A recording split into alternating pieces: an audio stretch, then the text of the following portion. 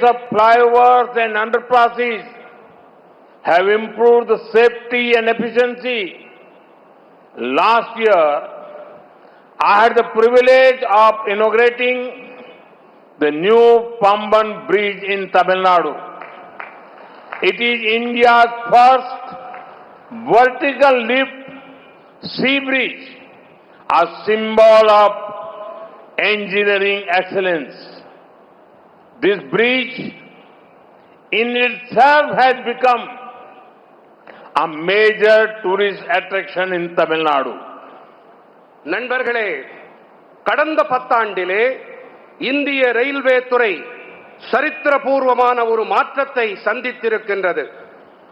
இது நவீன, திறன்மிகு, மக்கள் சார்ந்த போக்குவரத்து முறையாக உருமாறி இருக்கின்றது.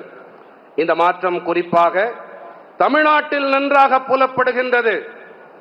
ரயில்வே வரவு செலவு திட்டத்திலே தமிழ்நாட்டிற்கான நிதி ஒதுக்கீடு எங்கள் அரசாங்கம் அதிகாரத்திற்கு வந்த பிறகு கிட்டத்தட்ட 9 மடங்கு அதிகரித்திருக்கின்றது. 2009 முதல் 2014 ஆண்டுகள் வரையிலான வருடாந்திர ரயில்வே நிதி ஒதுக்கீடு வெறும் 880 கோடி ரூபாயாக மட்டுமே இருந்தது. 2026-27 ஆண்டிலே இது 7600 கோடி ரூபாயாக அதிகரித்திருக்கின்றது.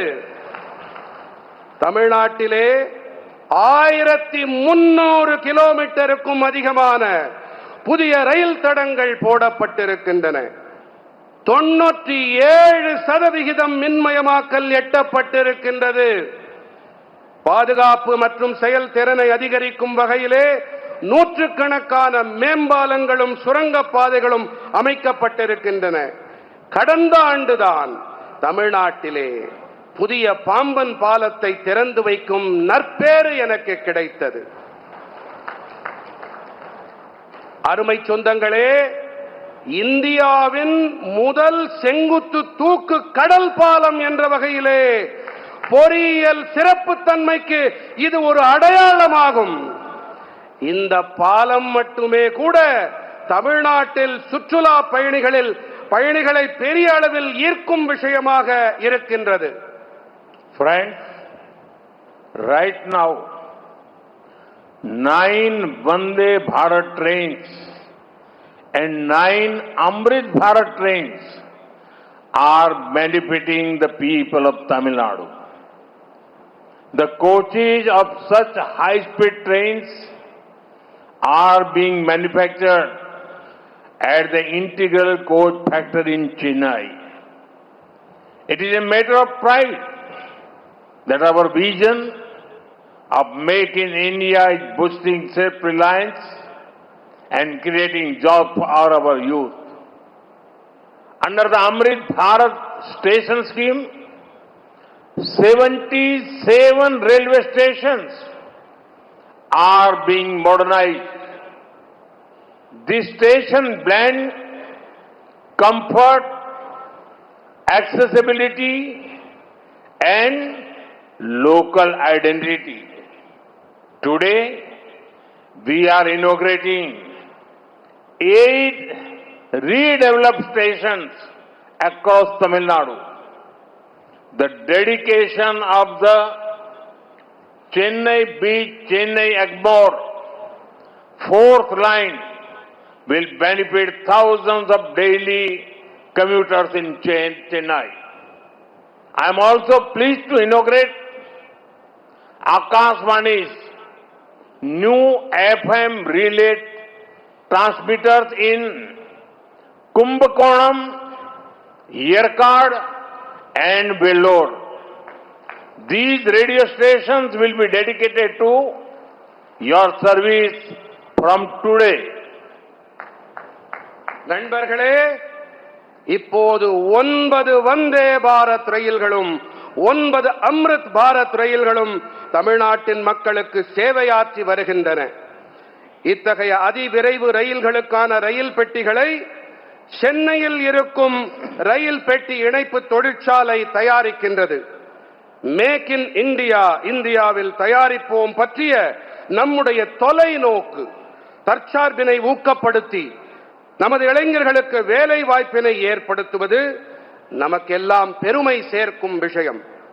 அம்ருத் பாரத் நிலைய திட்டத்தின்படி 77 ரயில் நிலையங்கள் நவீனப்படுத்தப்பட்டு வருகின்றன.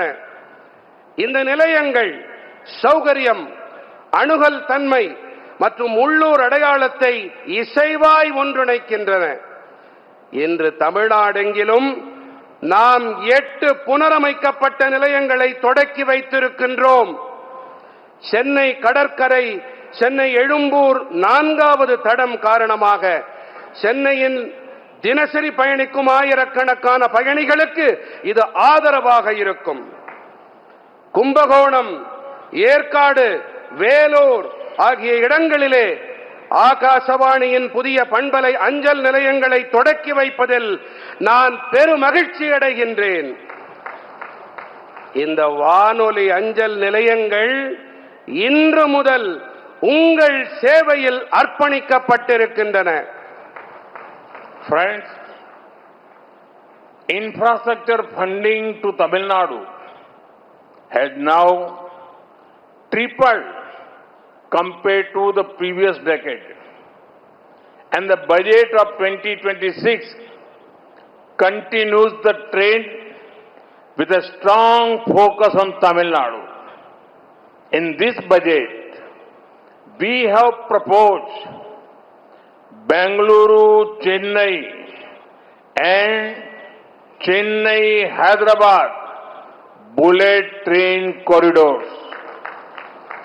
They will revolutionize the economy of this whole region. The budget positions Tamil Nadu as part of the rare earth corridors. Rare earth corridors will promote advanced manufacturing, research and technology development. நண்பர்களே, தமிழ்நாட்டிற்கு உள்கட்டமைப்புக்கான நிதி ஒதுக்கீடு கடந்த 10 ஆண்டுகளோடு ஒப்பு நோக்குகையிலே 3 மடங்காகி இருக்கின்றது.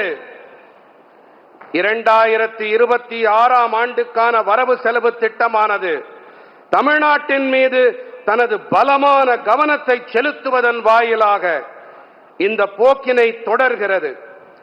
இந்த வரவு செலவு திட்டத்திலே பெங்களூரு, சென்னை மற்றும் சென்னை ஹைதராபாத்துக்கான புல்லட் ரயில் காரிடார் இடைவழிகளை நாங்கள் முன்வைத்திருக்கின்றோம். இவை இந்த பகுதியின் பொருளாதாரம் முழுவதையுமே புரட்சிகரமானதாக ஆக்கும். அரிய வகை கனிம வளம் கொண்ட இடைவழிகளின் ஒரு பகுதியாக தமிழ்நாட்டினை இந்த வரவு செலவு திட்ட அறிக்கை நிலைநிறுத்துகின்றது. அரிய வகை கனிம வள இடைவழிகள் உயர்தர தயாரிப்பு, ஆராய்ச்சி மற்றும் தொழில்நுட்ப முன்னேற்றத்தை மேம்படுத்துகின்றன. Friends, Tamil Nadu has a rich history and heritage. Historic sites such as Adi Chanallur will be developed into global heritage destinations. Eco-tourism initiatives around Lake Pulicat and Podigai Malai will create new job opportunities while preserving natural ecosystems. Across the nation, around 200 industrial clusters will be identified and supported to boost manufacturing. We all know that Tamil Nadu is home to many industries, and therefore this scheme will benefit the youth here. நண்பர்களே, தமிழ்நாடு வளமான வரலாறு மற்றும் மரபுக்கு சொந்தமான மாநிலம். ஆதிச்சநல்லூர் போன்ற வரலாற்று முக்கியத்துவம் வாய்ந்த இடங்கள் உலகளாவிய மரபுசார் இடங்களாக மேம்படுத்தப்படும். புலிக்காட் ஏரி, பொதிகை மலை போன்ற இடங்களை சுற்றி சுற்றுச்சூழல் சுற்றுலா முன்னெடுப்புகள் புதிய வேலை வாய்ப்பினை ஏற்படுத்தும். அதே வேளையிலே இயற்கையான சூழல் அமைப்புகளை பாதுகாக்கவும் உதவும். தேசமெங்கிலும் சுமார் 200 தொழில்துறை தொகுப்புகள் இனம் காணப்பட்டு தயாரிப்பினை ஊக்கப்படுத்தும் வகையிலே ஆதரிக்கப்படும். தமிழ்நாட்டிலே பல தொழிற்சாலைகள் இருக்கின்றன என்பதை நாம் அனைவரும் நன்றாக அறிவோம். ஆகையால் இந்த திட்டம் இங்கே இருக்கும் இளைஞர்களுக்கு பேருதவியாக இருக்கும். Friends, every Indian is inspired to build a developed nation by 2047. Tamil Nadu will play a decisive role in shaping the nation's destiny. Our collective goal is a developed Tamil Nadu for developed India. The Centre remains fully committed to enabling inclusive development and the state's progress. Nandri. நண்பர்களே, 2047 ஆண்டிற்குள்ளாக வளர்ச்சி அடைந்த தேசத்தை உருவாக்க வேண்டும் என்ற உணர்வினால் ஒவ்வொரு இந்தியரும் உந்தப்பட்டிருக்கின்றார்கள். தேசத்தின் எதிர்காலத்தை வடிவமைப்பதில் தமிழ்நாடு தனது தீர்மானமான பங்கினை கண்டிப்பாக ஆற்றும். நம் அனைவரின் ஒட்டுமொத்த இலக்கும் வளர்ச்சியடைந்த இந்தியாவை உருவாக்க, நாம் வளர்ச்சியடைந்த தமிழ்நாட்டை உருவாக்க வேண்டும் என்பதுதான். அனைவரையும் உள்ளடக்கிய வளர்ச்சியை அமைத்தளிப்பதிலும் மாநிலத்தின் முன்னேற்றத்தை உறுதி செய்வதிலும் மத்திய அரசு முழு அர்ப்பணிப்போடு செயல்பட்டு வருகின்றது. நன்றி.